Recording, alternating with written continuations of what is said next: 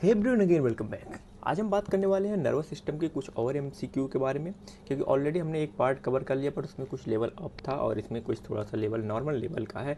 इस वजह से हम एक पार्ट और कवर करेंगे जिसमें 30 क्वेश्चन है। ठीक है, तो चलिए देर ना करते हुए फटाफट स्टार्ट कर लेते हैं। उससे पहले आपको एक पीपीटी टेलीग्राम चैनल के डिस्कशन ग्रुप में मिल जाएगी, वहाँ से जाके आप डाउनलोड कर सकते हो और मतलब कई बार प्रैक्टिस कर सकते हो।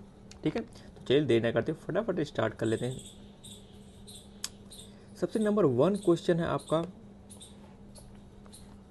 विच part of the neuron receive signal from the other neuron. कौन सा पार्ट न्यूरॉन का होता है जो अदर न्यूरॉन से क्या करता है, सिग्नल रिसीव करता है। ठीक है, मान लो आपका ए एक न्यूरॉन है। ठीक है, ए आपका न्यूरॉन है। ठीक है, ए आपका न्यूरॉन है, थोड़ा अच्छा नहीं बना, बहुत बेकार बना है।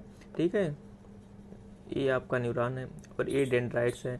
फिर ठीक है, यहाँ पे डेंड्राइट्स है, ये नर्वस टर्मिनल है। जब यहाँ से सिग्नल पास होगा तो अगले का आपका डेंड्राइट्स ही आके मिलेगा। ठीक है, तो आंसर क्या हो जाएगा, फर्स्ट का डेंड्राइट्स हो जाएगा। ठीक है, the dendrites are the branch extensions that receive chemical और electrical signal from the neighbouring neurons. ठीक है, नेक्स्ट क्वेश्चन पे चलते हैं। The gap between the two neurons is called. Two neurons के बीच में जो गैप होता है उसको क्या बोलते हैं, सिनेप्टिक वेसल्स या सिनेप्टिक क्लेफ्ट्स या node of Ranvier. Node of Ranvier से जो यहाँ पे माइलन शीथ के बीच में गैप होता है उसको बोलते हैं, या सॉन सेल भी नहीं बोलेंगे। दो न्यूरॉन्स के बीच में गैप पूछ रहा आपसे। ठीक है, तो आपका आंसर हो जाएगा सिनेप्टिक क्लेफ्ट्स। ठीक है, नेक्स्ट पे चलते हैं। Which neuron transmit signal from the nervous system to the effectors. मतलब which neuron transmit signal from the central nervous system to the effector. मतलब सेंट्रल नर्वस सिस्टम कोई भी, जैसे कि इफरेंट होता है, एक अफरेंट होता है। ठीक है, इफरेंट अगर कोई भी स्टिमुलेट कहीं भी किसी बॉडी में हुआ तो इफरेंट क्या करता है, लेके जाता है आपके ब्रेन के पास, और क्या होता है एफरेंट क्या होता है, लेके आता है। ठीक है, उसको हम मोटर सिस्टम भी बोलते हैं। तो इसमें पूछ रहा है मोटर सिस्टम के बारे में ही पूछ रहा था। आपका आंसर हो जाएगा बी वाला, मोटर न्यूरॉन, जो कि क्या होता है, प्रोसेस करके सिग्नल को उस बॉडी पार्ट तक लेके आता है। ठीक है, motor nerves carry the impulses from the central nervous system to the muscles of the gland. ठीक है, नेक्स्ट क्वेश्चन पे चलते हैं। Resting membrane potential. Resting membrane potential of the neuron is the maintain by. Resting membrane potential आपको पता है, answer उसे बता देता हूँ। सोडियम पोटेशियम पंप होता है, बट आपको पता है जब रेस्टिंग मेम्ब्रेन पोटेंशियल या जब एक्सेल पोटेंशियल जनरेट होता है तो 3 जो है सोडियम अंदर जाते हैं और 2 पोटेशियम बाहर आते हैं। ठीक है, जब क्या होता है ये दोनों बराबर नॉर्मल रहते हैं तब क्या होता है, रेस्टिंग मेम्ब्रेन पोटेंशियल रहता है। अगर जब या तो सोडियम ज़्यादा हो जाए या तो पोटेशियम ज़्यादा हो जाए तब दैट कंडीशन क्या होता है, एक्शन पोटेंशियल जनरेट हो जाता है। ठीक है, नेक्स्ट पे चलते हैं। नेक्स्ट क्या है, depolarization during an action potential is due to. Depolarization की बात हो रही है। ठीक है, तो आपका ऑप्शन तो दिख ही गया होगा आपको, influx of the sodium ion. Influx, efflux नहीं, इनफ्लक्स मतलब सोडियम क्या हो रहा है, अंदर की तरफ जा रहा है, तब क्या हो रहा है, डीपोलराइजेशन स्टार्ट होगा। ठीक है, सोडियम आयन रस into the neuron receiving the membrane potential. ठीक है, आपका 30 मिली कूलम्ब वोल्ट हो जाएगा, मीटर वोल्ट होगा। नेक्स्ट क्वेश्चन है, साल्टेटरी कंडक्शन ओकर इन। साल्टेटरी कंडक्शन ओकर कहाँ पे होता है, अनमाइलिनेटेड एक्सॉन पे या माइलिनेटेड एक्सॉन पे या डेंड्राइट्स पे या सिनेप्स पे। तो आपका साल्टेटरी कंडक्शन जो है वो होता है आपका माइलिनेटेड एक्सॉन पे। 6 का बी वाला आंसर हो जाएगा। Myelin sheath is inserted axon allowing impulse to the jump between nodes of Ranviers and speeding up transmission। ठीक है, नेक्स्ट क्वेश्चन पे चलते हैं।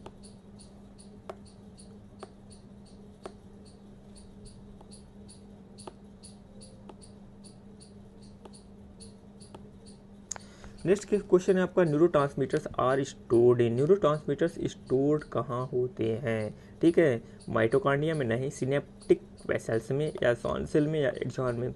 आपका सिनेप्टिक वेसल्स जो होते हैं, जो न्यूरोट्रांसमीटर्स होते हैं, जो नर्व टर्मिनल होता है लास्ट में, वहाँ पे स्टोर होते हैं। ठीक है, और सिनेप्टिक क्लेफ्ट्स के द्वारा एक जगह से दूसरी जगह ट्रांसफर होते रहते हैं। Synaptic vessels is the pre synaptic neurons release neurotransmitter into the cleft. ठीक है, मैंने ऑलरेडी बता दिया आपको। नेक्स्ट क्वेश्चन चलते हैं, which neurotransmitter is associated with the muscle conduction. ठीक है, which neurotransmitter associated with the muscle, कौन मसल कंडक्शन के लिए रिस्पॉन्सिबल होता है, डोपामिन या एस्टाइलकोलिन या सीरोटोनिन या गाबा। तो आपका आंसर हो जाएगा 8 नंबर का बी, एस्टाइलकोलिन होता है। Acetylcholine bind to the receptor at the neuromuscular junction and triggers muscle action. ठीक है, नेक्स्ट क्वेश्चन पे चलते हैं।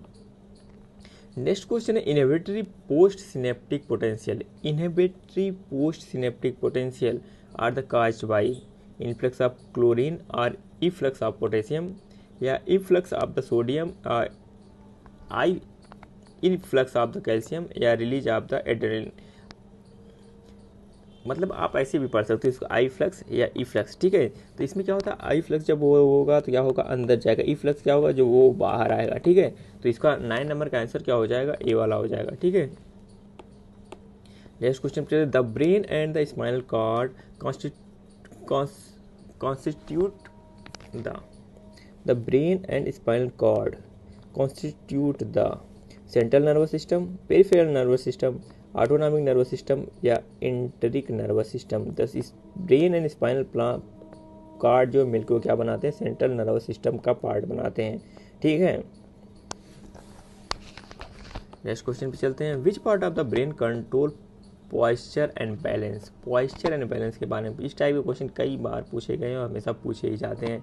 ठीक है, आपका सेरेबेलम होता है जो क्या करता है, बैलेंसिंग में हेल्प करता है और पॉइस्चर को मेंटेन करके रखता है बॉडी का।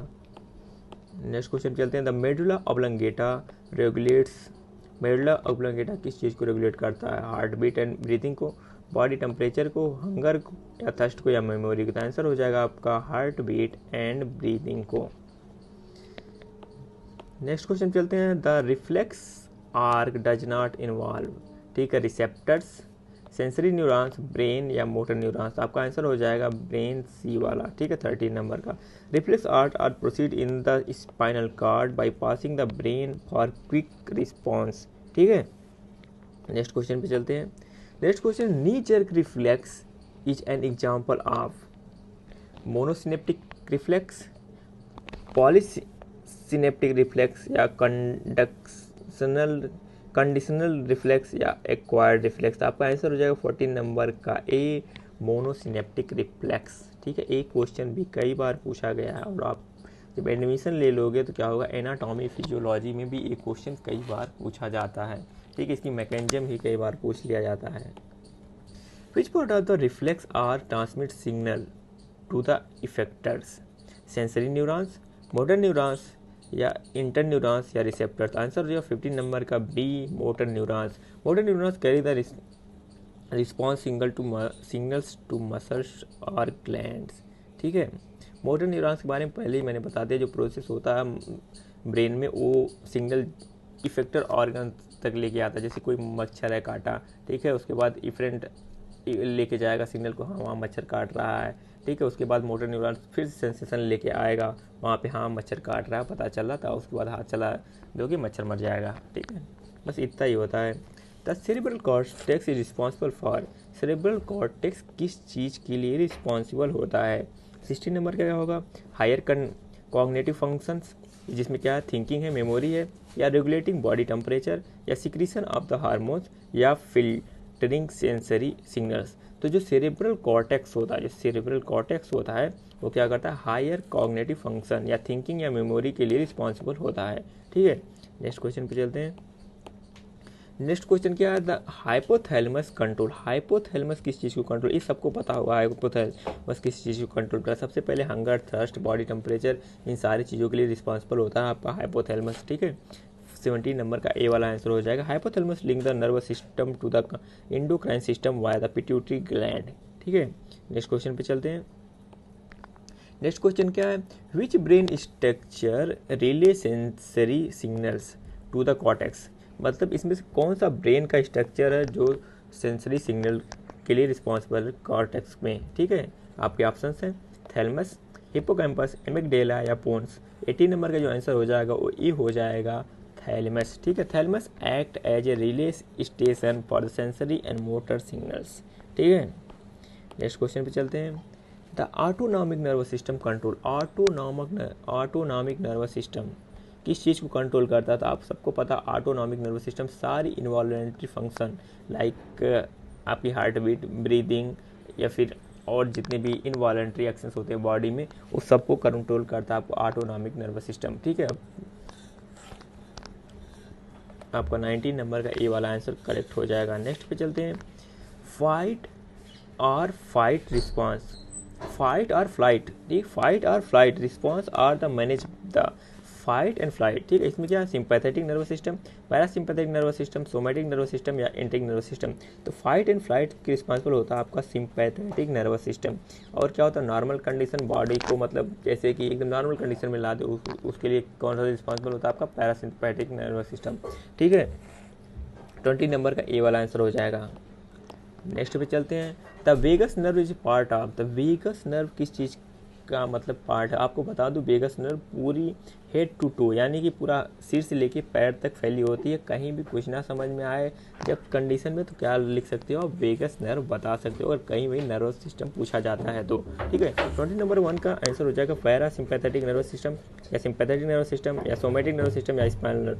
तो 21 का फर्स्ट आंसर हो जाएगा पैरा सिंपैथेटिक नर्वस सिस्टम। ठीक है, it is show the heart rate and the stimulate digestion. Next question पे चलते हैं।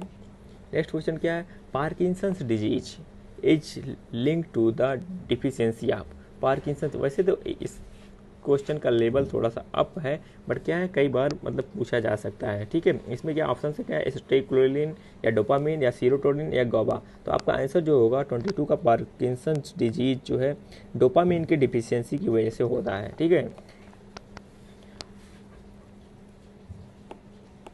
नेक्स्ट क्वेश्चन क्या, Alzheimer disease is characterize by Alzheimer disease. ठीक है, accumulation of the amyloids plaques या फिर क्या है, डीमाइलिनेशन ऑफ न्यूरॉन्स या auto immune attack on myelin या एक्सेस डोपामिन प्रोडक्शन। तो आपका आंसर हो जाएगा 23 का A, accumulation of amyloids plaques. ठीक है, इसमें क्या होता है कि कोई भी पेशेंट है उसको धीरे धीरे चीज़ों को भूलना स्टार्ट कर देता है, यानी कि ऐसे कर सकते हैं progressive degeneration of the nervous system या न्यूरॉन्स। ठीक है, multiple sclerosis, multiple sclerosis affected था, मल्टीपल, ये सब क्वेश्चन जो जैसे पार्किंसन हो गया, आपका एल्जाइमर हो गया, ये मल्टीपल स्क्लेरोसिस, इस ये 3 क्वेश्चन जो क्वेश्चन अब है इनका लेवल थोड़ा सा अप है। ठीक है, ये आने की प्रोबेबिलिटी कम है, बट फिर भी जान लो, इसलिए जान लो क्योंकि अगर एडमिशन लेते हो तो उसके बाद क्या है, ये सारी चीज़ें आपको पढ़नी पड़ेगी। Myelin sheath of the central nervous system neurons या सिनेप्टिक वेसल्स या डेंड्राइट्स या न्यूरोट्रांसमीटर। तो आपको 24 का जो आंसर होगा वो होगा ए वाला, myelin sheath of central nervous system neuron. ठीक है, इसमें क्या है, नेक्स्ट क्वेश्चन पे चलते हैं, विच ion is primarily responsible for the repolarisation. Repolarisation के लिए इसमें से कौन सा आयन रिस्पॉन्सिबल है। ठीक है, सोडियम, पोटेशियम, कैल्शियम या क्लोरीन। तो आपका आंसर जो है 25 का बी, पोटेशियम। इसमें क्या है, efflux of the potassium ion restores the membrane potential to -50 meter volt होगा। ठीक है, मिली वोल्ट होगा।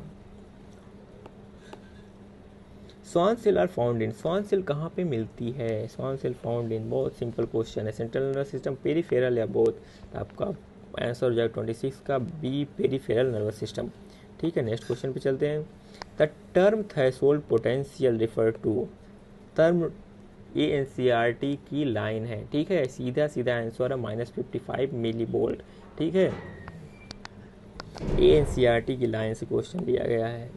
विच cranial nerve control the eye movement, eye movement कौन सी क्रेनियल, ये भी इसका भी क्वेश्चन का लेवल थोड़ा सा है, ऑल्फैक्टरी, ऑक्यूलोमोटर या वेगस या ट्राइजेमाइनल। तो आपका आंसर हो जाएगा ऑक्यूलोमोटर। ऑल्फैक्टरी जो है ये क्या, cranial control by eye movement, oculomotor. Olfactory ये आपकी सूंघने के लिए होती है, वेगस पूरी बॉडी में फैली है, पूरी बॉडी को कंट्रोल करती है, ट्राइजेमाइनल जो है आपके पेरिफेरल नर्वस सिस्टम के रिस्पॉन्सिबल होती है। ठीक है,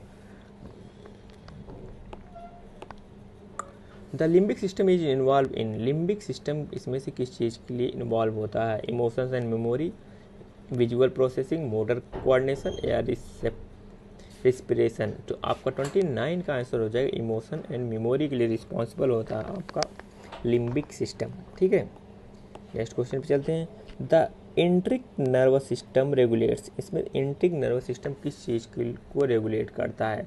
एंट्रिक से ऐसे ही पता चल रहा है डाइजेस्टिव सिस्टम को रेगुलेट करेगा, ठीक है।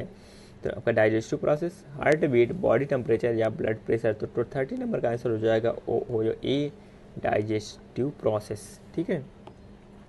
टोटल हमारे पास कितने थे? 30 क्वेश्चन थे। ऑलरेडी हमने 2 पार्ट में कवर कर लिया, लगभग 50 क्वेश्चन फर्स्ट पार्ट में कवर किया, तो 30 इसमें कर दे। टोटल 80 क्वेश्चन हमने नर्वस सिस्टम से कवर कर लिए हैं, ठीक है।